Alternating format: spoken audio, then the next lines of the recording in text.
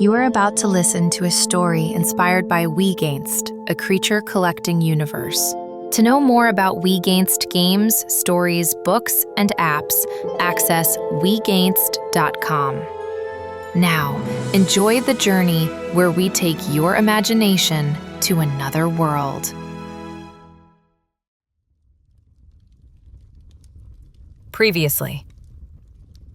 I woke Apex, and the bar turned into violence, teeth, bottles, and panic. I stopped hiding behind him. I used rope, dodged punches, and got us out alive. We ran the docks in the rain with Apex tight at my shin until I heard footsteps approaching. A calm voice called me Rope Hands. But how could they ever know? Then I tightened my grip on the plusher and didn't run. Rain hit the dock lane like thrown gravel, hard enough to sting my cheeks, and the wind pushed salt into my teeth. The awning above us snapped and dripped in slow ropes of water. Beneath it, the boards were slick with fish slime and old oil, and every breath tasted like wet wood and smoke that never fully left the harbor. The figure in the lantern backlight stepped closer, slow and sure, like the wet ground couldn't betray them. Two others moved with them, not loud, not eager, just placed wide enough to make the lane feel smaller. Their boots didn't rush. Their hands stayed near their coats. That calm was the threat. Apex stood at my shin, low and bristling, red eyes fixed forward. He didn't bark. He didn't fidget. He tapped once. Tap. And held still, the way rope holds right before it takes a load. My throat went tight anyway. The lead figure's gaze slid from my hands to Apex and stopped there, like they were looking at a person, not a creature. "You woke him in a public room," they said. "You walked him out into rain. You dragged him across half the docks." I didn't answer. My jaw was locked so hard my teeth ached. The guild woman beside me, dry coat, calm eyes, shifted her weight a hair. It was nothing, and it was everything. A signal. A warning. The lead figure reached into their coat and pulled out a thin strip of metal. Not a knife. Flat. Stamped. It looked like a tag you'd nail into a crate. "Name," they said to me. "Keeper's name." Keeper. The word landed like a hook in soft flesh. I started, and my voice came out rough, swallowed by rain. "You did," they cut in. Not loud, just final. "Claim's not a story. It's a lock." Apex's spikes lifted, and his mouth pulled back, teeth showing. He didn't move forward, but he didn't move back either. He made a low sound in his chest, and the sound vibrated in my ribs. The lead figure didn't flinch. "If he bites someone now," they said, eyes still on Apex, "they don't hang him. They hang you." Cold slid down my back under my jacket, and it had nothing to do with the rain. One of the side figures angled a step, cutting off the wider dock path behind us. The lane stopped being a lane and started being a knot tightening. The guild woman's voice stayed low, close to my ear. "Don't let them touch your hands," she said, "and don't let them touch his head." "Why?" I whispered, and hated how small it sounded. "Because they'll tag you," she said. "And once you're tagged, the whole harbor reads you." The lead figure held the stamped strip out. "Name," they repeated. Apex tapped twice, tap tap, fast, impatient. I tasted metal. My fingers were numb around the plusher ring, but the tool was still warm, like it remembered the dome. "I don't have one you care about," I said. That was stupid. I heard it as soon as it left my mouth.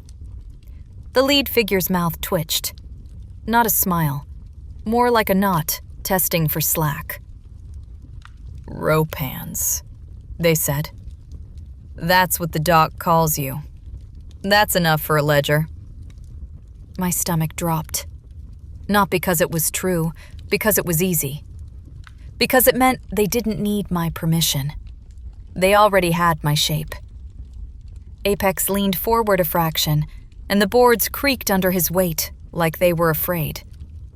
The guild woman stepped half in front of me, just enough to make it clear she was part of this picture. "We're taking her," she said. "She's under my coat." The lead figure's eyes flicked to the missing finger on her left hand. Respect, maybe. Or caution. "Under your coat means under your debt," they said. "Fine," she replied. "Better than under the street." The lead figure looked back at me. "You're walking," they said. "No tricks. No back alleys. If he runs, we run. If he fights, we end it." My pulse hammered in my throat. My palms sweated inside wet gloves. The boards under my boots felt like they were waiting for me to slip. A rule had just been handed to me, like a bill. The guild woman touched my elbow. "Move," she said. So I moved. We stepped out from under the awning into open docklight, where lanterns swung on ropes and threw sick yellow across stacked crates. Rain clattered on tin roofs and made everything shine. The air smelled like brine, tar, and old fish guts, and the sound of the harbor was a constant grind.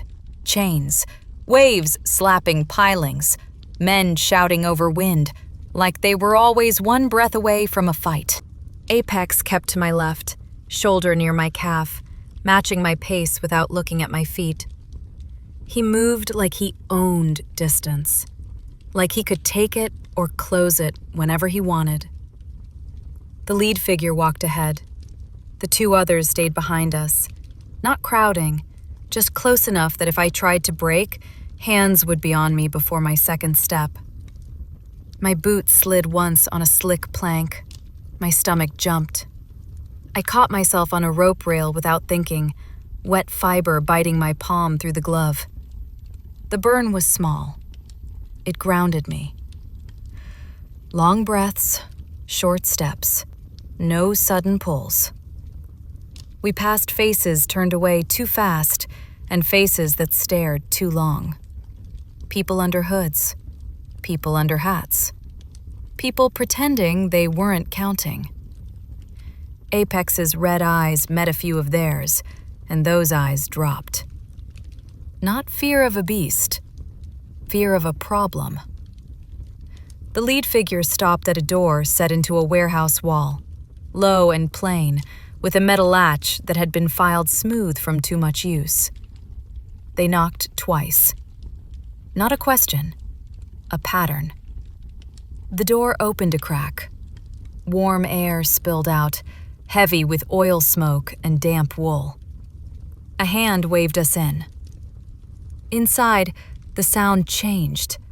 The rain became a muffled roar. The room was lit by one hanging lamp and smelled like wet rope, rust, and boiled tea. Coils of line hung from pegs. Hooks, gaffs, tools. Dock life laid out like a mouthful of teeth. It should have felt safe. It didn't. A woman sat at a table with a ledger and a cup that steamed. Guild coat, clean boots, hair pulled back tight like it didn't allow loose ends. She didn't look surprised to see Apex. She looked bored, like Apex was already a known weight. Her eyes went to me, then down to my hands. "Show," she said. I didn't move. The guild woman beside me, my shadow through the run, said, "She's shaken." The seated woman's gaze didn't change. "Everyone is," she replied. "Show." Apex stepped forward half a pace, blocking my shin again. He growled low, and the sound made the lamp flame shake. The seated woman finally looked at him, and her voice stayed calm anyway. "Don't threaten me in my own room," she said to Apex, like he could understand every word. He tapped once, tap, hard enough to be heard over the rain. The seated woman nodded, like that tap meant something to her. Then she looked back at me. "The ugly rule," she said. "You claim, you're responsible. He breaks a jaw, you pay. He breaks a door, you pay. He breaks a person, you pay with more than coin." My mouth was dry. "He saved my life." "That's not a shield," she said. "That's a bill with interest." My stomach tightened so hard I felt it in my gut, low and sour. The seated woman reached under the table and slid something across the wood toward me. Not a contract, not paper. A braided cord. Thick, oiled, new. The kind of line you trust with a load. It had a small metal seal clasped around it, like a bite mark. "Protection," she said. "You wear it, people know you're covered. They don't touch you without touching us." I stared at it like it was a snake. The guild woman beside me didn't touch it either. "And the cost?" she asked. The seated woman took a sip of tea. "Training," she said. "Work. Debt." "Debt," I repeated, and it came out flat. The seated woman nodded once. "Apex isn't just teeth. He's value. Value draws hands. If you don't tie him down with a stronger line than hunger, hunger wins." Apex's head turned toward me. His red eyes locked on my face, and something in my chest pulled tight, like a rope taking strain. He didn't look like a pet waiting for orders. He looked like a fighter, waiting for my choice. The lead figure from outside stood by the door now, arms crossed, watching. The two behind us stayed behind us. The room didn't feel like a room. It felt like a knot around my ribs. The seated woman leaned forward. "You can walk out," she said. "You'll last a day. Maybe less. There are people who live by watching doors. There are people who sell names like fish. Your face is already moving." My skin went cold under my clothes. I thought of Gold Teeth's stare, hate shaped to my outline. I thought of the lane, the way the calm authority had found us without running. "How?" I asked, and my voice broke on it. The seated woman tapped the ledger with one finger. "Because Aurith hears the dome," she said. "Because Aurith heard you speak the phrase. Because Aurith watched the Wago answer." She paused, then said the part that made my breath catch. "And because Apex is marked now." I looked down at Apex, searching his fur for something, blood, burn, a wound I missed. He looked whole. He looked ready. He looked like he could bite a man in half if he had the body for it. "Marked how?" I asked. The seated woman's eyes went back to my hands. "Claim leaves a trace," she said. "On you, on him. The right eyes see it. The wrong eyes smell it." The guild woman beside me spoke, quiet but sharp. "Say the rest." The seated woman didn't blink. "If you don't take cover," she said, "someone will try to take him. And if they can't take him, they'll take you. Keepers are easier to break than Wegos." Apex tapped 3 times. Tap, tap, tap. Fast. Angry. My stomach rolled. My fingers tingled. The plusher ring in my palm felt heavier, like it was tied to my wrist. "What does the cord mean?" I asked. "It means you belong to a line," the seated woman said. "A guild line.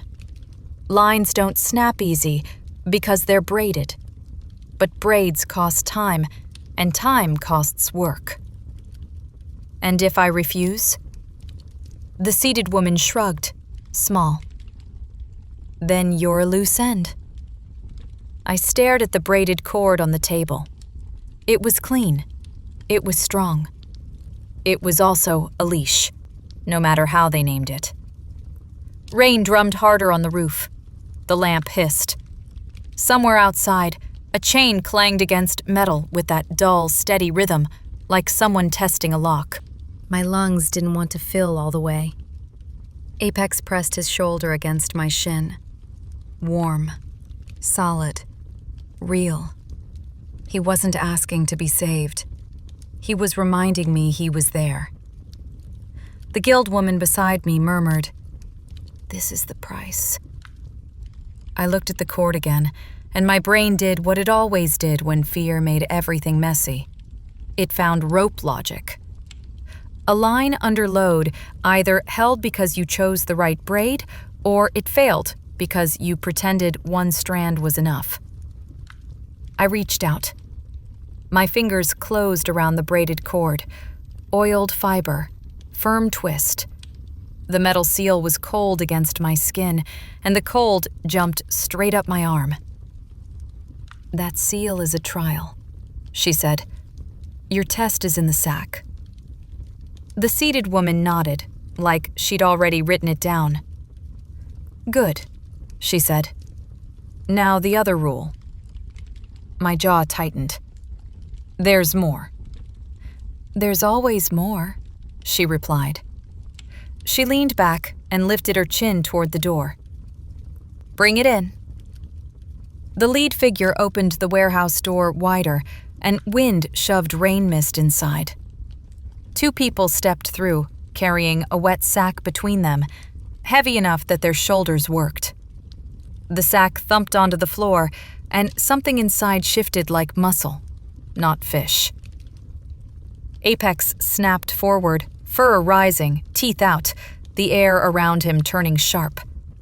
I took 1 step back without meaning to. My boot hit a coil of line. The coil rolled. I caught myself on the table edge, fingers white, heart slamming.